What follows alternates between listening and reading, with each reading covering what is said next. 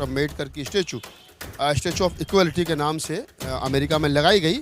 और दुख का विषय ये है कि उसी अमेरिका शहर के अंदर जो जातिवाद के खिलाफ बिल आ रहा था वो गिर गया। कि ब्राह्मण जहाँ जहाँ जाता है वो वहाँ अपनी जातिवादी दूषित मानसिकता जो है उसको ले जाता है और वहाँ के स्वच्छ वातावरण को भी वो कहीं ना कहीं दूषित करने का काम करता है।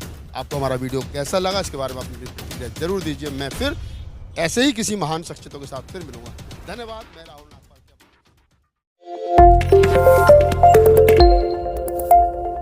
बाबा साहब डॉक्टर अम्बेडकर का पूरा जीवन इस देश की आधी आबादी महिलाओं को न्याय मान सम्मान दिलाने में निकल गया।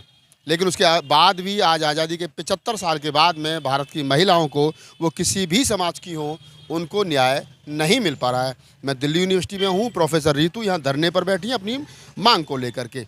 लेकिन मैं आज जो बातचीत करने जा रहा हूँ, मेरे साथ दो महिला, प्रोफेसर रितु और प्रोफेसर रतन लाल जी की मिसेज हैं शालिनी जी। दोनों से बातचीत करेंगे और बातचीत का विषय यह है कि जिस भारत के लिए बाबा साहब डॉक्टर अम्बेडकर ने पूरा जीवन लगा दिया, आज भी रात के अंधेरे में बाबा साहब डॉक्टर अम्बेडकर की मूर्ति को तोड़ दिया जाता हो, जाति सूचक शब्दों का इस्तेमाल किया जाता हो।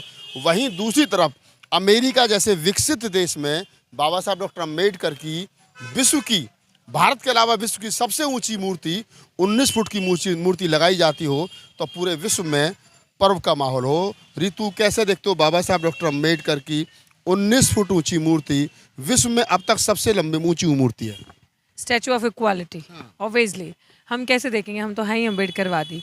और हमारे लिए तो बहुत प्रिविलेज और प्राउड की बात है कि वो मूर्ति यहाँ पे लगी। और शर्म आनी चाहिए उन मूर्खों को, उन गद्दारों को जो देश में रहते हुए डॉक्टर अम्बेडकर को समझ नहीं पाए। उन लोगों को ये सोचना चाहिए था क्या मतलब सोचना चाहिए, जिन्होंने सिर्फ डॉक्टर अम्बेडकर को दलितों का नेता बना दिया, एक उसमें बांध दिया सांचे में कि ये तो दलितों के नेता हैं, इन्होंने तो दलितों के लिए। लेकिन आप देखो कि जो वर्ल्ड की सबसे पावरफुल कंट्री है यूएसए, अमेरिका, वो रिकॉग्नाइज कर रही है अगर इस देश में, दुनिया में कोई समानता का प्रतीक है तो वो डॉक्टर भीमराव अम्बेडकर है। और उन्होंने ये कहा ही नहीं, क्यों? क्योंकि उन्होंने जो संविधान बनाया भारत का, उसके अंदर इंश्योर कर दिया, लिख के दे दिया। संविधान ही तो बात करता है ना भाईचारा, बंधुता की, इक्वालिटी की, समानता की। तो वो उन चीज़ों को समझ गए। लेकिन हमारे यहाँ जो जाति व्यवस्था, जो गिद्ध, जो चोर लोग ऊपर बैठे हैं सरकार में, जो जाति को मेंटेन करके रखना चाहते हैं, जो अम्बेडकर की जितनी प्रतिभाएं उनके अंदर, जो ज्ञान था, जितने वो एक लर्नर्ड, क्या अभी तक ऐसा इंसान ही पहली बात कोई आया नहीं भारत में, तो उस चीज़ को छोटा करने के लिए जानबूझ के उसको सिर्फ एक जाति के साथ जोड़ दिया। But we are proud and we feel so good ये देखकर कि वो 19 फुट की ऊंचाई पे वो मूर्ति बनाई गई है इतनी बड़ी डॉक्टर अम्बेडकर की। उन्होंने रियलाइज़ किया, होपफुली दुनिया तो समझ रही है, उम्मीद करते हैं ये लोग भी समझे, भारत भी समझे। तो सवाल वही खड़ा होता है। अभी कुछ दिन पहले न्यूयॉर्क में बाबा साहब डॉक्टर अम्बेडकर के नाम पर एक रोड का नामकरण किया गया था, तो देश में उत्साह का माहौल था। अभी बाबा साहब डॉक्टर अम्बेडकर की मूर्ति का अनावरण किया गया, जिसकी हाइट रितु ने बताई कि 19 फुट है। मैडम, आप चूँकि बहुत ज़्यादा रिसर्च करती हैं, आपके बहुत सारे वीडियो हम भी देखते रहते हैं सोशल मीडिया पर, आपको लगता है कि जिस बाबा साहब डॉक्टर अम्बेडकर ने दुनिया भर में समानता, बंधुता, मैत्री, करुणा, भाईचारे की बात की, संविधान में बात की, भारत के लोग अभी तक नहीं मान रहे, लेकिन यहाँ से हजारों किलोमीटर की दूरी पर बसा अमेरिका बाबा साहब के सिद्धांत पर चल रहा है और उनको मान रहा है? बिल्कुल, आप सही कह रहे हैं कि अपने देश में उनकी कद्र नहीं है, लेकिन विदेशों में उनकी बहुत ज़्यादा कद्र है। ये बात ठीक है, लेकिन मुझे जो खटका लगता है वो इस बात का लगता है कि हमारे लोग जो है ना, मूर्तियों से बड़े खुश होते हैं। ये शायद हमारे लोगों का एक ड्रॉबैक है। विचारों के बजाय मूर्तियाँ उन्हें पसंद आती हैं। आप ये देखिए, मूर्ति जो लगी अमेरिका में, बेशक वो दुनिया की सबसे बड़ी मूर्ति वहाँ स्थापित हुई है, लेकिन उसका क्या, जो SB 403 वहाँ पर असफल हो गया, उसके बावजूद भी इतनी खुशी मेरी समझ से परे है। इससे सिर्फ यही जाहिर होता है कि हमारे लोगों को विचारों से कोई मतलब नहीं है। इनका मतलब जो है वो सिर्फ मूर्ति स्थापित करने से, और शायद मनुवाद ने इस चीज़ को देख लिया है, परख लिया है, इसलिए अब वो अधिकार देने की बात की बजाय मूर्ति स्थापित करना ज़्यादा बेहतर समझता है कि यहाँ के लोग जो है इसी से खुश होते हैं, फिर चाहे वो अपना देश हो चाहे अमेरिका हो। मुझे लगता है क्योंकि 1 महीना पहले 403 पे, SB 403 पे जो वीडियो बना था, अमेरिका से बहुत सारे साथी जुड़े थे उस वीडियो को बनाने के लिए रतन जी के साथ। लेकिन उससे कुछ दिन पहले जब ये बात आई कि दोनों सदनों में तो पास हो गया नियम, लेकिन वहाँ के कैलिफोर्निया के मेयर ने उसको साइन करने से मना कर दिया। बजाय उसके ऊपर आंदोलन करने के ये लोग सिर्फ मूर्ति से ही खुश होकर रह गए। आपने जिस लॉ की बात की एसबी 403, वो थोड़ा सा आसान भाषा में बताओ वो है क्या, ताकि आम लोग जो गांव में देहात में रहते हैं उनको पता चल जाए कि शालिनी जिसकी बात कर रही हैं वो क्या है। एक्चुअली SB 403 जो लॉ था वो इसलिए बनाया गया था कि जातिवाद आपको लगता होगा कि सिर्फ यहाँ भारत में ही होता है, लेकिन विदेशों में भी ये जातिवाद बखूबी फल फूल रहा है। और उसी के चलते आपने देखा होगा सबसे पहले ये मुद्दा उठा था जब गूगल में सौंदराजन जो था उनका इंटरव्यू कैंसिल करना पड़ गया था, वहाँ से ये बात उठती है। और बहुत सारे मेरे ख्याल से 8,000 गूगल एम्प्लॉयज़ ने रिटर्न में लिख के दिया था कि अगर इनका जो इंटरव्यू है ये एयर हुआ सौंदराजन का तो हम लोग रिज़ाइन कर देंगे। तो ये मनुवाद की ताकत है। आप अंबेडकरवाद का नाम लेते हैं, उसकी ताकत का जिक्र करते हैं, लेकिन जब वो दिखाने का समय आता है तब वो दिखती नहीं है। काफ़ी मानते हैं कि विदेशों में भी मनुवादियों ने जाकर के पैर पसारे, अपने सिस्टम को मजबूत किया है, वहाँ की जो सरकारें हैं वो भी कहीं ना कहीं मजबूर हो रही हैं। बिल्कुल, बहुत सारे वीडियोस हैं, अगर आप अंबेडकर नामा पे सर्च करेंगे, सिर्फ अमेरिका ही नहीं, इंग्लैंड का भी है, ऑस्ट्रेलिया का भी है, और सब जगह का सर ने जो है इंटरव्यू लेकर लगा रखा है, सिर्फ आपको देखने की देरी है।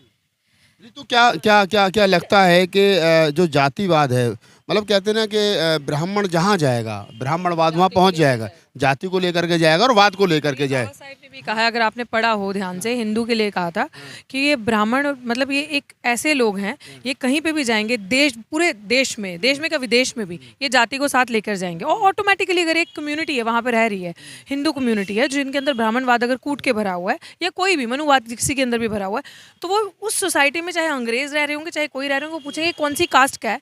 बेटी को अगर लव मैरिज करनी है वो पूछेंगे किस जाति का है। तो वो ये चीज़ ना ट्रैवल करती हैं एक से दूसरे, दूसरे तीसरे, तो वो वहाँ पे जो कल्चर और क्लास है ना वो मेंटेन हो जाता है। और सबसे ज़्यादा जो जातिवाद का गंध है ये यही ब्राह्मणवादी विचारधारा वाले ब्राह्मण समाज के लोग जो वहाँ पे बसे हैं वही डाल रहे हैं। और यही वहाँ पे हुआ, ये जो bill anti caste bill, if I am right you are talking about, ये जो एंटी कास्ट बिल वहाँ फेल हुआ, मैम ने एक बहुत अच्छा पर्सपेक्टिव दिया। ठीक है, हम लोग प्राउड हैं इस चीज़ से, ये पर्सपेक्टिव देख के हम लोग देखो किस नज़रिए से देख रहे हैं कि उस मूर्ति का नाम रखा है स्टैचू ऑफ इक्वालिटी, कि ज़रूरत थी स्टैचू ऑफ इक्वालिटी की। बट ये एक बहुत ही इंपॉर्टेंट पर्सपेक्टिव है जो उन्होंने बताया कि हम मूर्तियों से तो खुश हो रहे हैं, हम खुश हुए उस टर्म से जो स्टैचू ऑफ इक्वालिटी नाम दिया, समानता का मसीहा। But it is very right इस पॉइंट पे सोचना कि जहाँ पे आपको लड़ना था, जहाँ पे आपको लड़ना चाहिए, वहाँ पे हमारा फेलियर हुआ। और आप देखो कि उनकी लॉबी इंडिया में तो स्ट्रांग है, बाहर भी कितनी स्ट्रांग है कि वो मेयर ने उसको होल्ड कर दिया, और कलम की ताकत उनके हाथ में है, मेजॉरिटी उन्होंने बना ली। तो फिर हम खाली मूर्तियों तक ही रह गए, हमारा खाली। बड़ी बात जो अभी नज़रअंदाज हम लोग कर रहे हैं, आज हम यहाँ पर IIT और टीचर्स के जितने भी आत्महत्या हो रही हैं या संस्थागत उनका मर्डर हो रहा है उसके बारे में बात कर रहे हैं, लेकिन हम इस चीज़ को नज़रअंदाज कर रहे हैं कि यही सोच जो है ट्रैवल करके विदेशों तक भी पहुंच गई है, और हम जो है उसको नज़रअंदाज कर रहे हैं। आज हम जिन बच्चों के लिए अपने ही देश में रो रहे हैं, कल हम विदेशों में भी रोएंगे जाके। तो उस चीज़ को नज़रअंदाज करने का क्या मतलब है? खाली मूर्ति स्थापित हो जाने से क्या न्याय भी मिल जाता है? इस बात को मान रहे हैं कि ब्राह्मण और ब्राह्मणवाद जहाँ जहाँ जाएगा वहाँ मानवता मरेगी, समानता नहीं रहेगी। बिल्कुल बिल्कुल, एब्सोल्युटली यही चीज़ है, वहाँ समानता रह ही नहीं सकती, क्योंकि जो इंसान दूसरे जो धर्म जिससे वो जो उनकी आइडियोलॉजी है, जब इंसान को इंसान से नीचे समझेगा तो वो चीज़ करेगी, क्योंकि उनके कल्चर में ये सारी चीज़ें नहीं है। रेशियल डिफरेंस है बट वो आप एक आइडेंटिफिकेशन हो जाती है, लेकिन जाति को कैसे आइडेंटिफाई करोगे? बट ये चीज़ें वहाँ पे भी आ रही हैं। बट यही चीज़ है कि कास्ट एक ऐसा फैक्टर है जिसको ये लोग रिकॉग्नाइज नहीं करते कि कास्ट डिस्क्रिमिनेशन जैसा भी कोई चीज़ होती है, यहाँ पे तो खूब करेंगे, लेकिन वेस्ट में ये चीज़ें रिकॉग्नाइज ही नहीं होती, इसलिए ये बिल पास नहीं होते। उनको लगता है कि नहीं ऐसा नहीं होता। बट मैंने शायद कल किसी को इंटरव्यू दिया तो मैंने बताया कि मैं जब अमेरिका गई थी 2015 में, तो मैंने एक पेपर प्रेजेंट किया था वहाँ पे, आप सुनिएगा। जब मैंने वहाँ पे अपना रिसर्च प्रेजेंट किया तो वो पूरी दलित हमारे समाज में जो एट्रोसिटीज़ हुई हैं, मैंने वो उसकी छोटी छोटी टिप्पणियाँ वहाँ जाके बताई कि ऐसे ऐसे हुआ। तो वहाँ की प्रोफेसर ने मुझसे चलते कॉन्वर्सेशन में सवाल किया कि हमारे यहाँ पे अगर आप रेसिज्म और कास्टिज्म के आइडिया को क्लब करके बता रही हैं, लेकिन it is very easy to identify in waste. So एक कलर को देख के वो डिस्क्रिमिनेट करते हैं हमारे यहाँ के जो फेयर लोग हैं, गोरे लोग हैं, लेकिन हमारे लिए तो ये all Indians are black. How do you discriminate, what is caste? तो मुझे उनको बताना पड़ा कि एक तबका है जिनके पास रिसोर्सेज नहीं है, जो शुरू से जिनकी बच्चे छोटे छोटे बच्चे घर छोड़ के बेटियां जो माएँ हैं वो जाती हैं दूसरों के घर में खाली पेट काम करने, दूसरों की रोटियां बनाने, उनके बच्चे रो रहे होते हैं, उनका पेट, और वो रात का बचा जो खाना उनके घर पे होता है वही वो खाती हैं, वो उनका शरीर में जाता है। तो आधी तो मेल न्यूट्रिशन के शिकार है, कुपोषण के शिकार है। तो वो इतनी रह गई हैं। आबादी जो है अगर आप देखो, स्पेशली ट्राइबल कम्युनिटी को देखो, नहीं हो पाया पूरी नहीं हो पाया, ड्रॉप आउट रेट्स भी उनके ज़्यादा हैं। तो ये सारी चीज़ों के बाद जब उनका आपको बड़ा इजीली हो जाता है आइडेंटिफाई करना। तो वो जो आपको याद होगा हरियाणा में घटना हुई थी, 2 गुनाह के हरियाणा के जिला में, जब 2 दलित भी कुछ साल पहले 5-10 साल पहले 2 बेटियों का रेप करके उनको पेट से लटका दिया था। वो मैंने वहाँ जब कोट किया तो वो प्रोफेसर रो पड़ी कि ये तो हमें पता ही नहीं है, उन्हें नहीं पता। लेकिन जो हमारे यहाँ के ब्राह्मणवाद जा रहे हैं ना वहाँ पे, गृहस्थ मानसिकता के लोग, वो वहाँ जाकर इसका एक नया नाटक शुरू कर दिया है कि जाति में जाति देखना, लोगों में देखना, कल्चर क्लास डिफरेंस वहाँ पे क्रिएट करना। अगर ऐसा ही चलता रहा शालिनी, तो आपको नहीं लगता है कि जो विदेश है, जो अदर कंट्रियां हैं, वो ब्राह्मणवाद को, या मैं एक तरीके से कहूँ कि जो इस सोच के साथ उनकी देश में जाएंगे, उनको एक समय पे ऐसा होगा कि उनको बैन कर देंगे लोग? देखिए, आपकी बात का जवाब मैं अपनी एक कविता से देना चाहूँगी। थोड़ी देर पहले आपने मेरे से कविता पूछी थी कि मैं किस तरह की कविताएं लिखती हूँ। तो अक्सर हमारे देश में कहा जाता है कि जाति है कि नहीं जाति है, जबकि मेरा जो नज़रिया है वो इसके बिल्कुल उलट है।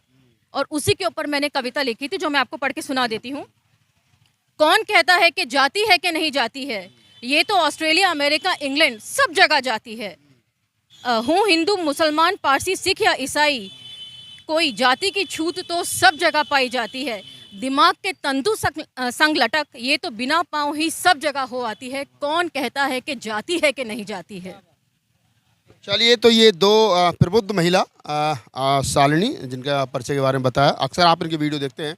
प्रोफेसर रतन लाल जी की मिसेज हैं और आप प्रोफेसर रितु हैं, और दोनों से बातचीत की मैंने इसलिए। हर्ष का विषय है, खुशी का विषय है कि बाबा साहब डॉक्टर अम्बेडकर की स्टैचू ऑफ इक्वलिटी के नाम से अमेरिका में लगाई गई। और दुख का विषय ये है कि उसी अमेरिका शहर के अंदर जो जातिवाद के खिलाफ बिल आ रहा था वो गिर गया। अगर बाबा साहब डॉक्टर अम्बेडकर को सही मायने में उतारना है अपने मन मस्तिष्क में, तो बाबा साहब ने क्या कहा, उनका विचार क्या था, उनका थॉट क्या था, उस पर भी कोई भी कंट्री हो, चाहे अमेरिका हो, चाहे इंग्लैंड हो, चाहे भारत हो, चाहे कोई भी कंट्री हो, उनको बाबा साहब के विचारों को भी फॉलो करना पड़ेगा। इस वीडियो को बनाने का सिर्फ यही उद्देश्य था कि ताकि ये पता चल सके कि ब्राह्मण जहाँ जहाँ जाता है वो वहाँ वहाँ अपनी जातिवादी दूषित मानसिकता जो है उसको ले जाता है, और वहाँ के स्वच्छ वातावरण को भी वो कहीं ना कहीं दूषित करने का काम करता है। आपको हमारा वीडियो कैसा लगा, इसके बारे में अपनी प्रतिक्रिया जरूर दीजिए। मैं फिर ऐसे ही किसी महान शख्सियतों के साथ फिर मिलूंगा। धन्यवाद। मैं राहुल नागपाल, कैमरामैन CL के साथ।